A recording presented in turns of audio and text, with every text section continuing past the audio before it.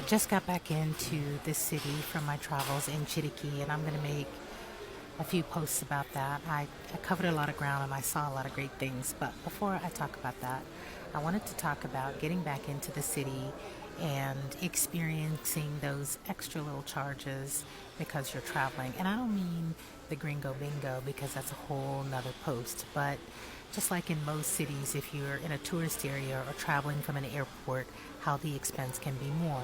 So, for example, I get into the airport in Panama City and I call up an Uber to go to Albrook Mall, and it brought up $30, 35. The lowest I think was maybe 27 or $28. So I changed that and I put going from Tokumen Airport into the city, just a random place into the city, and it was $18.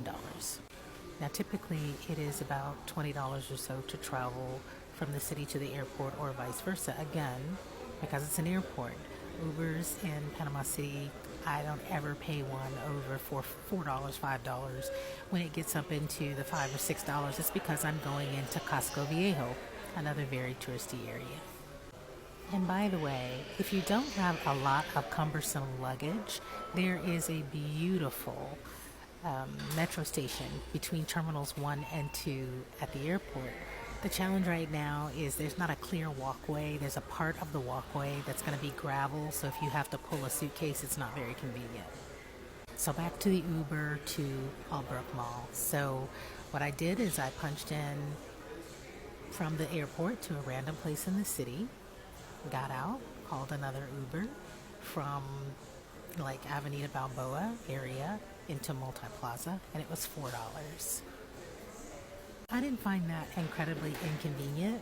I just got out of one and jumped into another. You could also, while you're in one ride, schedule the next ride if you really wanted to just make it faster. But sometimes I like to save my pennies just for sport, and that's just something I like to do. I mean, I'm retired. What else do I have to do?